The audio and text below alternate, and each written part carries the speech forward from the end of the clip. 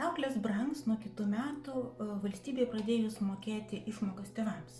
Aš Ieva iš Mama ir auklė ir truputėlį papasakosiu apie auklių paklausą ir pasiūlą. Dažniausiai ta paklausa ir pasiūla nestipriai svyruoja. Tai yra, kad tai padaugėja tėvų, kurie nori samdyti auklės, tai padaugėja auklių norinčių dirbti ir tas daugmaž susireguliuoja. Jeigu pradėjus mokėti išmokas tėvų stipriai padaugės ir jie tiesiog tas išmokas pasiims, tai auklių pradės trūkti ir natūralu, kad auklių kainos turės didėti.